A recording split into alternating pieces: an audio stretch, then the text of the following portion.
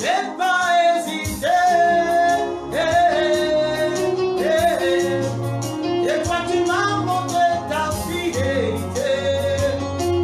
Oh Dieu, vraiment tu m'as étonné. Tu m'avais dit de compter sur ta bonté. Et oh Dieu, je n'ai pas hésité.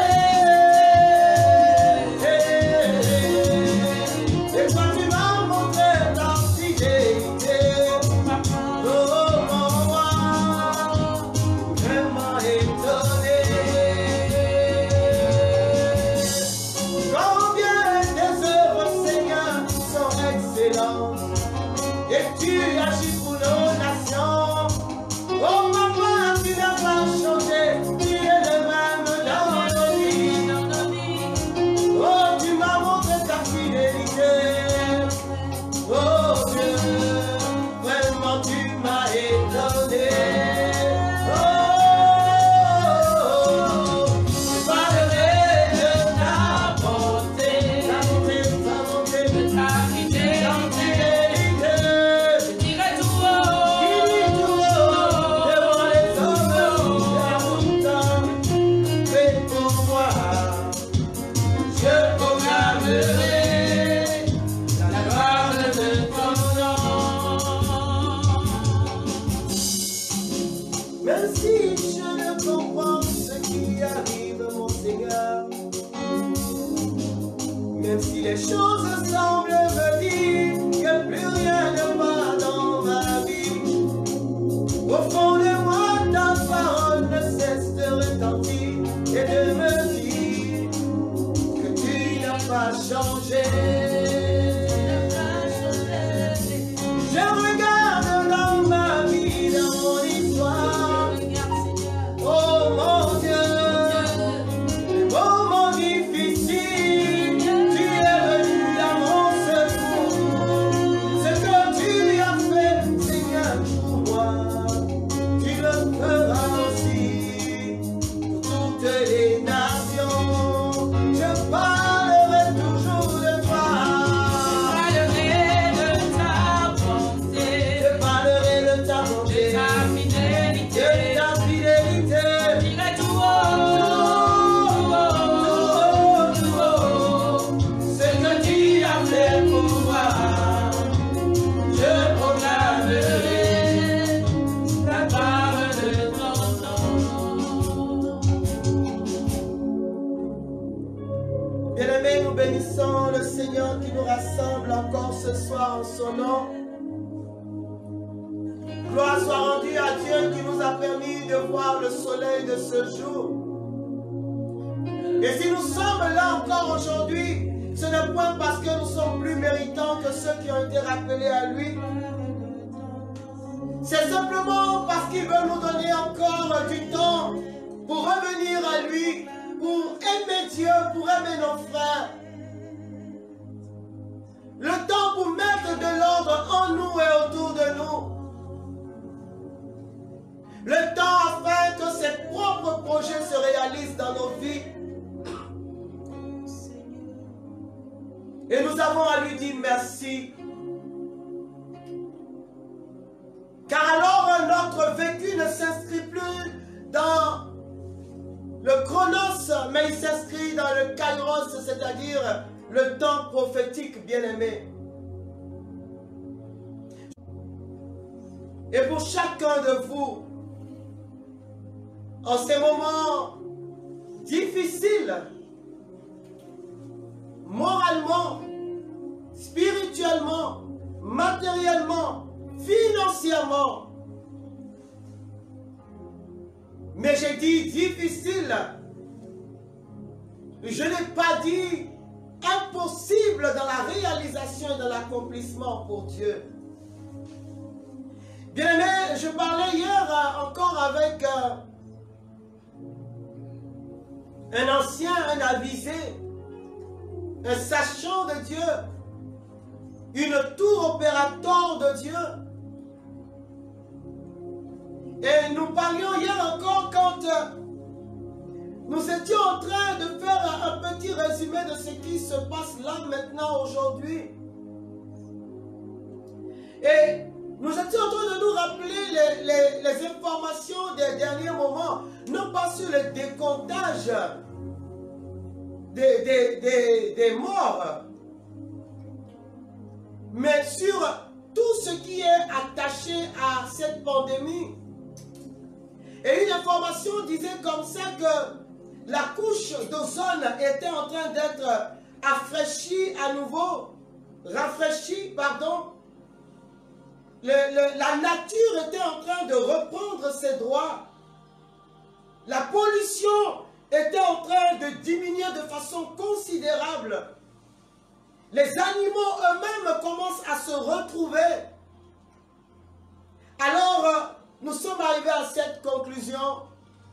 Dieu permet des fois un petit mal pour éviter un grand mal. Regardez tout ce qu'il y a comme catastrophe, qui ne sont rien d'autre que des avertissements de Dieu sur l'abus des hommes, sur les éléments de la nature, sur notre façon de gérer cette terre qu'il a confiée premièrement à Adam et à Ève. Dieu n'a cessé à travers toutes ces situations difficiles, des feux de brousse, des inondations, etc., de nous interpeller. Mais quand je regarde ce qui se passe aujourd'hui, bien-aimés, c'est ma conviction personnelle. La nature avait besoin d'être réparée afin d'éviter qu'un matin on se lève et toute une partie du monde est engloutie complètement. Alors au fond de moi, je n'ai cessé de dire à Dieu, mais en fin de compte, qu'on le veuille ou qu'on ne le veuille pas, tu es quelqu'un. Il n'y a pas plus grand stratège que toi. Il n'y a pas plus grand mathématicien, plus grand scientifique que toi. Il n'y a pas plus grand équilibriste entre guillemets que toi. Qui viendra encore dire que tu n'aimes pas les hommes? Car un jour nous serons assis et nous constaterons en fait que ce que nous avons vécu était pour sauver notre humanité d'une catastrophe dont des générations parleront si encore ces générations existaient. Dieu est venu simplement nous dire, mettez de l'ordre dans vos vies et laissez chaque chose que j'ai mis en place prospérer selon le couloir prophétique où je l'ai positionné. Laissez tous les éléments de ma création vivre, respirer. C'est Dieu qui pose la question à Job. Étais-tu là quand je créais le ciel et la terre? Peux-tu m'expliquer le mouvement des vagues? Tout a un sens avec Dieu. Un ami me disait, et c'était vrai, il me dit, mais aujourd'hui nous portons un cache-nez. Mais logiquement, dans le mouvement de respiration de l'homme, il y a inspiration, expiration. Donc logiquement, nous inspirons l'oxygène et nous rejetons le gaz carbonique.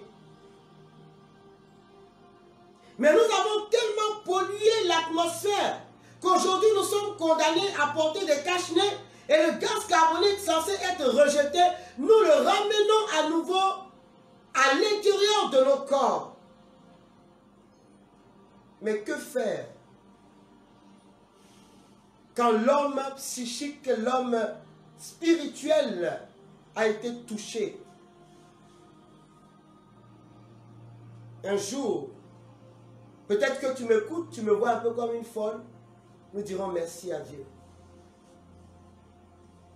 Nous dirons, oh donc, c'est pourquoi, et nous comprendrions le mystère attaché à cette pandémie qui a jailli de la folie des hommes, mais qui a rencontré la sagesse de Dieu. J'ai envie de dire qui a rencontré la folie de Dieu, car la folie de Dieu, nous dit Saint Paul, est plus sage que la sagesse des hommes. Bien-aimés, nous sommes comme des argiles dans les mains du potier qu'est Dieu. Que tu t'énerves, que tu ne t'énerves pas, que tu soupires ou que tu ne soupires pas, c'est le potier qui te tient dans ses mains et qui fait de toi le vase qu'il veut. Alors j'ai envie de dire, il est même important pour nous que nous négocions avec le potier, afin que le potier n'en sorte pas des vases qui font peur. Mais à cause de sa bonté, de sa miséricorde, ce potier qui tient nos vies dans ses mains ne peut faire sortir que de belles choses. Parce que si tu ne le sais pas, Dieu est beau. Dieu est beau pas parce que simplement... Je regardais la dernière fois dans les commentaires, quelqu'un écrivait, mais qu'est-ce que tu as à mettre ce blanc dessiné là derrière ta chaise que vous appelez Jésus? Bon, vous savez, je ne rentre pas dans la polémique, je ne suis pas une blogueuse, je ne suis pas une influenceuse, je suis une prédicatrice. Mais je voudrais simplement dire à ces personnes qui n'ont pas encore, ils ne savent même pas ce qu'est Dieu. Parce que Dieu n'est comparable à aucun visage humain. Et pour comprendre la beauté de Dieu, il faut aller lire le livre de l'Apocalypse. Quand Apocalypse 3, 4 jusqu'à 5 nous décrit ce trône de Dieu, la beauté de ce trône. Alors nous comprendrions qu'au-delà des traits de visage, car il ne s'agit pas de cela, Dieu est beau. C'est parce que Dieu est beau que Dieu fait ce qui est beau, ce qui est bon et ce qui est même très bon. Bien aimé, ce soir, je voudrais simplement avoir une pensée aussi. Et parce que depuis hier, ça me taraude un peu, une pensée pour les personnes âgées. Ils ont été les plus touchés dans cette pandémie. Certains, et j'écoutais quelqu'un, dans cette pandémie-là, on entend un peu de tout sur les réseaux. Il y a des gens, pour parler un peu comme quelqu'un chez moi qui dit, l'heure de 25 ne doit pas faire 50. Voilà, parce que je ne peux pas comprendre que des personnes puissent s'asseoir, se filmer et dire, ben, si quelqu'un qui a 75 ans est parti, ben écoute, c'est normal, ça vaut mieux qu'un jeune homme de 15 ans. Qui t'a établi pour faire de la présélection? Qui t'a établi? Tu es devenu celui maintenant qui décide de qui doit mourir, qui doit vivre. Et moi ce soir, j'ai une pensée pour ces vieilles personnes qui ne sont personne d'autre que nos pères, que nos mères, que nos anciens. Et qui, au jour de cette pandémie, sont les plus fragiles, les plus fragilisés, dont le corps ne répond plus au combat contre ce virus. Et ce soir, ma petite intercession à la fin ira en direction de ces vieilles personnes qui, pour moi, quelle que soit leur histoire, restent de belles âmes pour Dieu. Bien-aimé, il est facile de parler quand il ne s'agit pas de ton père ou de ta mère. À moins que tu fais partie de ces personnes qui n'ont aucun respect pour leur père ou pour leur mère. Mais quand on comprend ce qu'un père, une mère, un ancien, un vieillard, alors on fait tout pour que ces vieillards qui pour nous sont des bibliothèques vivantes. Il ne s'agit même pas de croyants vivants, mais de bibliothèques vivantes. Que tu le veuilles ou que tu ne le veuilles pas, bien-aimé, celui qui a vécu longtemps a vu des choses que tu n'as pas vues. Et il saura te conseiller sur des choses que tu es en train de faire pour lesquelles aujourd'hui tu n'as pas de solution. Et je prie Dieu que ces vieillards qui sont en réanimation, que Dieu leur fasse grâce. Abraham a été appelé à quel âge? À 80 ans. Bien-aimé. Sarah a enfanté à 90 ans. Et c'est pourquoi, tant que Dieu n'a pas décidé, nous les hommes, nous n'avons pas à décider. À un certain moment dans cette recherche de solutions, on a vu que certains États ont pris la décision de faire des choix. C'est-à-dire d'abandonner les vieilles personnes pour sauver de jeunes personnes. Je ne veux pas juger cet acte. Mais je dis, prions pour que nous n'ayons jamais à faire un choix entre une génération et une autre, parce qu'une vie est égale à une vie. Je vous assure que je donnerais très cher pour que mon père soit là. Il aurait eu certainement 84 ans. Et je sais qu'il aurait eu beaucoup de choses à m'apprendre. Prions pour tous ces vieillards aussi, qui sont déposés dans les maisons de retraite sans que plus jamais on ne vienne les voir. Et cela me permet d'interpeller des personnes qui ont recueilli leurs parents chez eux à la maison, mais qui ont une impatience avec eux. Le vieillage n'est pas derrière, il est devant. Et tous, si telle est la volonté de Dieu, nous ferons l'expérience de la vieillesse. Alors nous comprendrons que les réflexes d'hier ne seront plus les réflexes d'aujourd'hui. Oui, on peut dire qu'il bavarde beaucoup. On peut dire qu'il nous fatigue. Mais souvenons-nous que depuis que nous sommes sortis à l'existence, nous les avons fatigués jusqu'à ce qu'on se prenne en charge. Et j'ai envie de dire qu'il y en a qui continuent de fatiguer leurs parents, même en étant mariés, même en ayant des enfants. Le papa, la maman continue d'être un pompier de service. Et quand ils ont besoin de nous, nous disons ils nous fatiguent. Ou c'est une épouse qui dit, ah, ta maman elle me fatigue, il faut aller la déposer au village. Excuse-moi, cet homme avec lequel tu es a jailli de cette femme qu'il a supportée, qui a failli perdre la vie quand elle le mettait au monde, qui a supporté ses caprices, ce que toi tu ne supporterais pas. Alors comme le recommande Saint Paul en Éphésiens 5, il dit, femmes, soyez comme l'Église.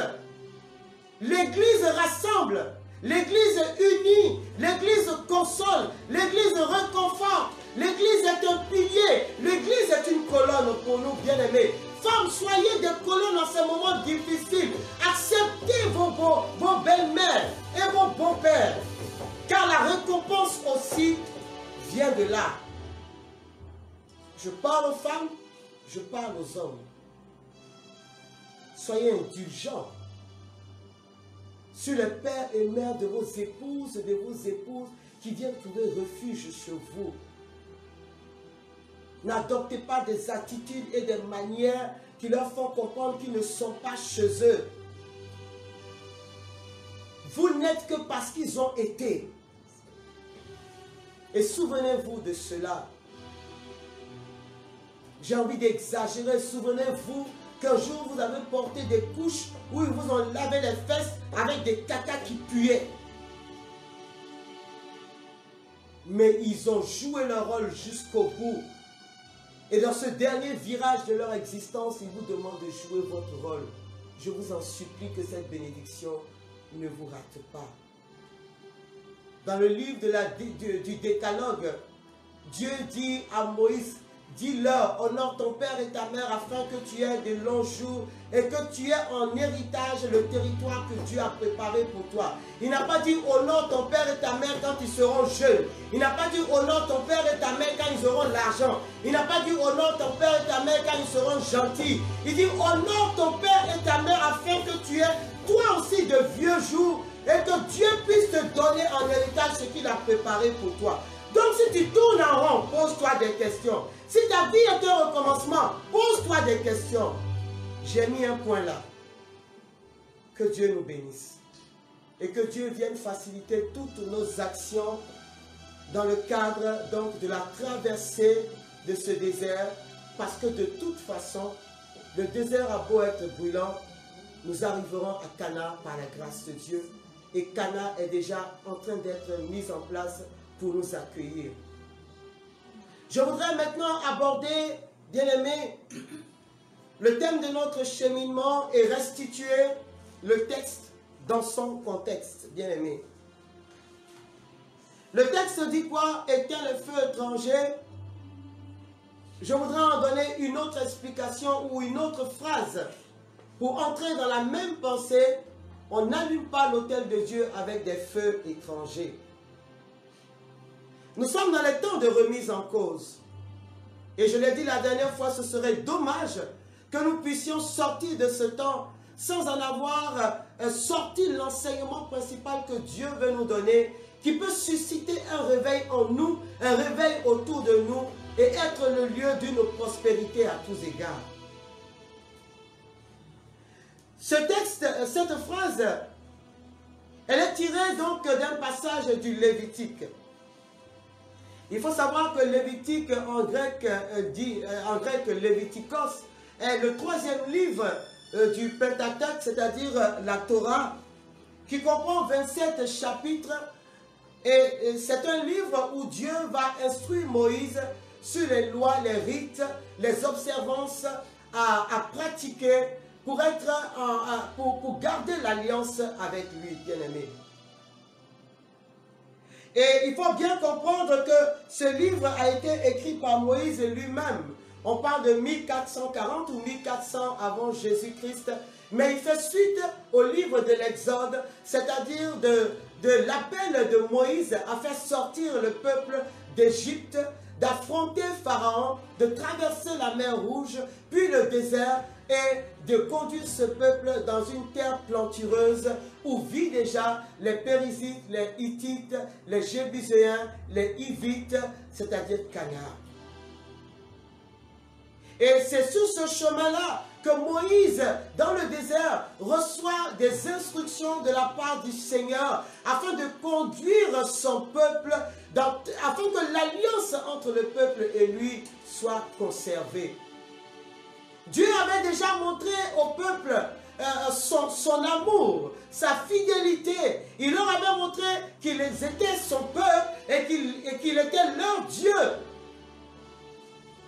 Et contre les Égyptiens, Dieu est monté. Dieu a fait sortir le peuple.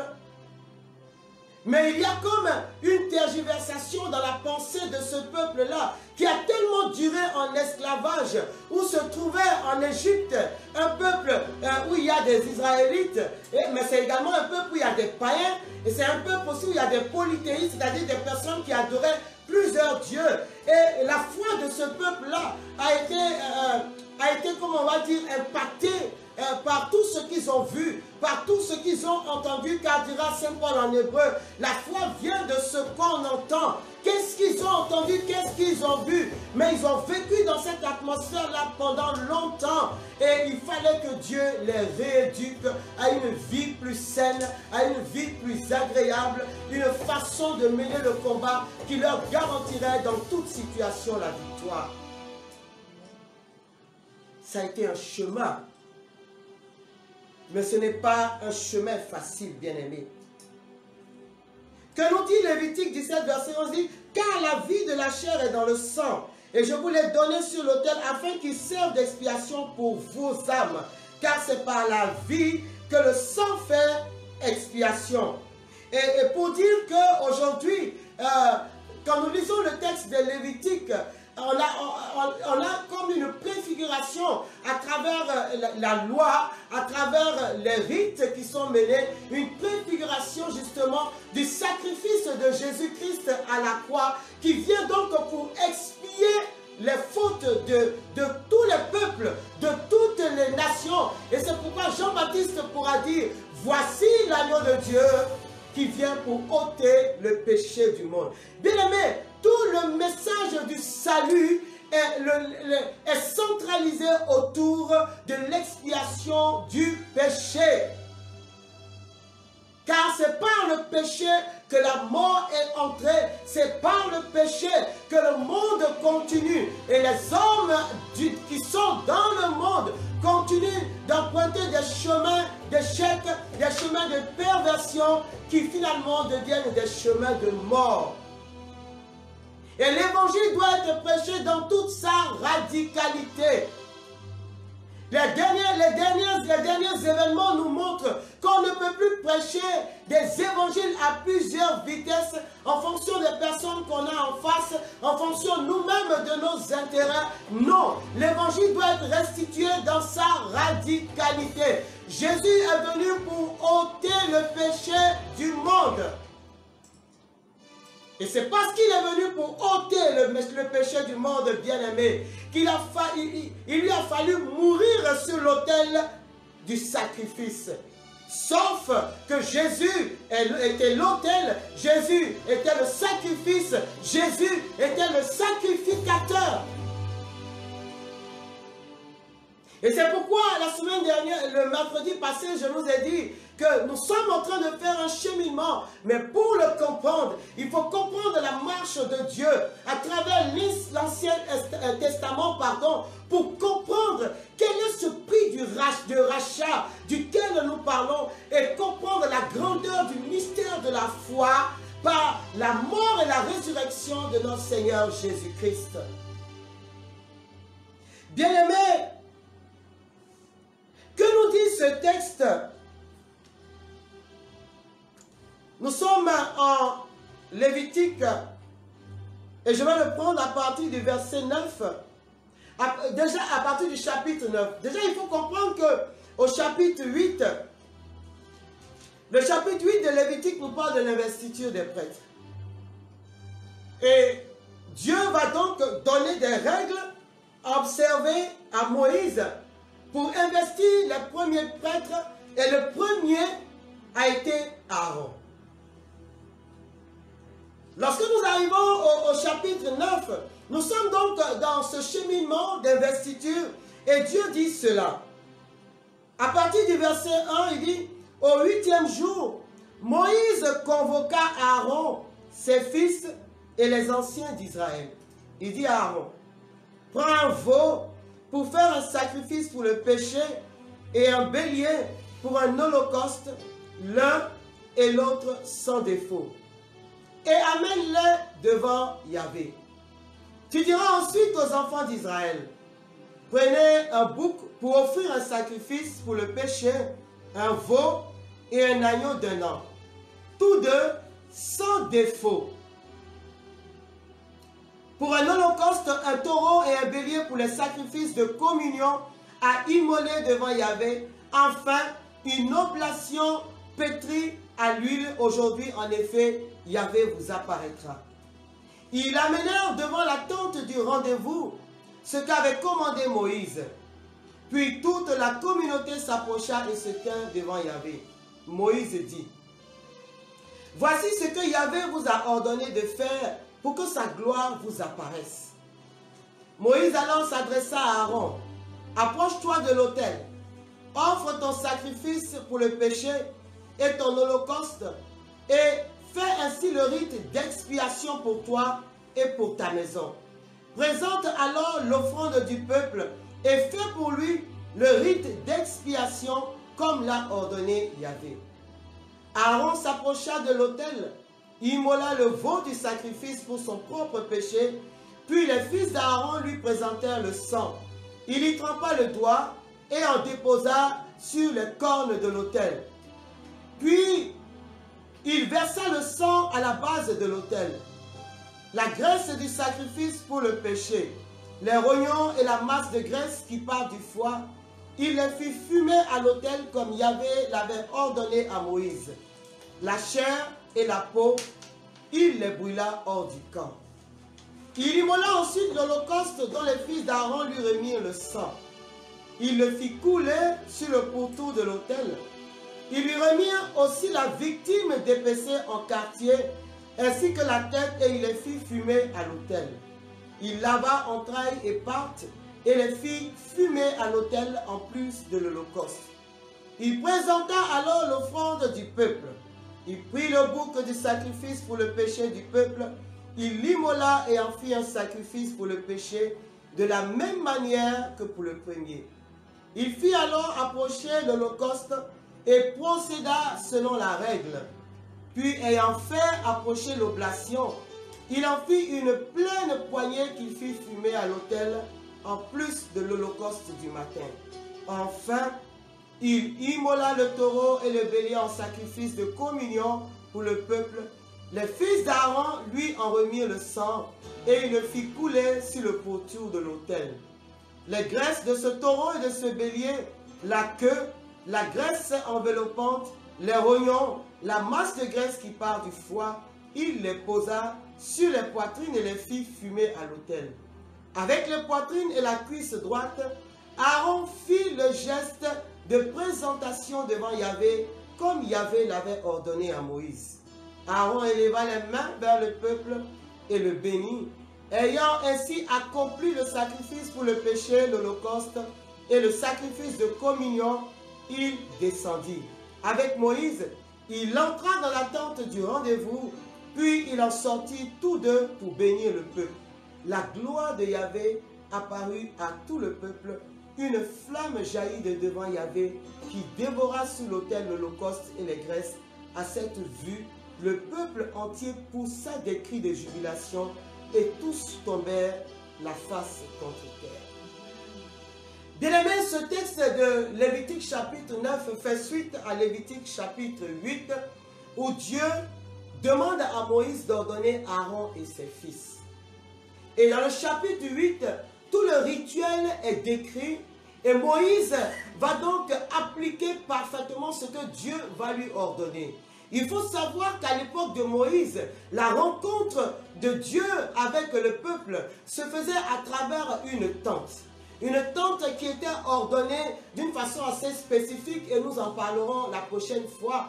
Mais ceux ne pouvaient entrer à l'intérieur de la tente que les sacrificateurs ou Moïse lui-même qui entrait et qui allait s'entretenir avec Dieu et ressortait pour donner la commission de Dieu au peuple.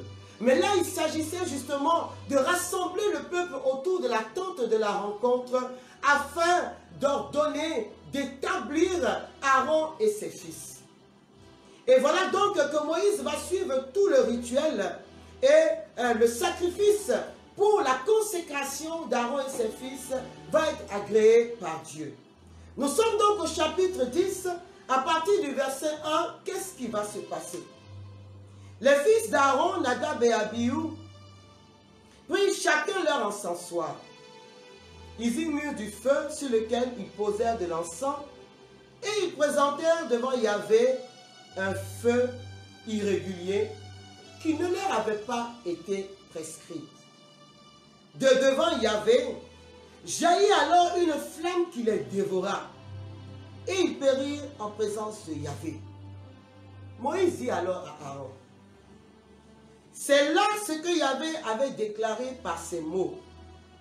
À mes proches, je montre ma sainteté et devant tout le peuple, je montre ma gloire. Aaron resta muet. Moïse appela Michaël et Elsaphan, fils d'Uzuel, oncle d'Aaron, et leur dit, approchez et emportez vos frères loin du sanctuaire, hors du camp. Ils s'approchèrent et les emportèrent dans leur propre tunique hors du camp, comme Moïse leur avait dit. Bien-aimés, voici des serviteurs, non pas appelés par Dieu, ou non pas simplement appelés par Dieu, mais élus par Dieu. Élus par Dieu pour être qui? Élus par Dieu pour être consacrés en tant que prêtres. Ils reçoivent l'onction par l'imposition des mains de Moïse. C'est Aaron et ses deux fils, Nadab et Abihu. Quand on regarde le contexte dans lequel ces trois personnes sont consacrées, c'est tout un cérémonial. C'est vraiment dans l'ordre du sacramentel. Il y a d'abord des rites de purification, des rites d'expiation, aussi bien pour le peuple qui vient assister, pour Moïse lui-même, que pour Nadab, Abihu, fils de Aaron, c'est-à-dire de toute la maisonnée d'Aaron. Quand un tel Dieu donne autant de rites, autant d'observances, attestées par lui, quand on sort d'une telle cérémonie, il y a une grande crainte de Dieu qui s'installe dans notre cœur. On se rend compte qu'on a affaire à un Dieu qui n'aime pas le péché et qui veut conduire son peuple à une sanctification communautaire, mais également à une sanctification individuelle. Un Dieu qui est saint et qui veut conduire son peuple à la sainteté. Si je le traduis de façon plus simple, ce que nous décrions aujourd'hui peut être, je dis peut, la conséquence d'un manquement de chacun dans l'ordre du péché. Dieu ne veut pas simplement que Marie-Cécile soit sainte. Dieu veut que tous soient saints. Dieu veut que nous soyons saints ensemble. Et il veut que nous puissions chacun marcher sur le chemin de la sainteté. Et le signe de ce que Dieu avait agréé la consécration de Aaron, c'est que l'Holocauste a été totalement consumé. Comment comprendre, bien-aimé, que des personnes choisies aussi minutieusement par Dieu n'aient jamais pu exercer leur ministère? Parce que le premier acte qu'ils vont poser, je ne dis pas que quelqu'un les a détruits, mais la colère de Dieu s'est levée contre eux et les a détruits. Que s'est-il passé pour que Nadab et Abihu, alors qu'ils partent justement pour encenser, se trouvent détruits par un feu qui jaillit de l'intérieur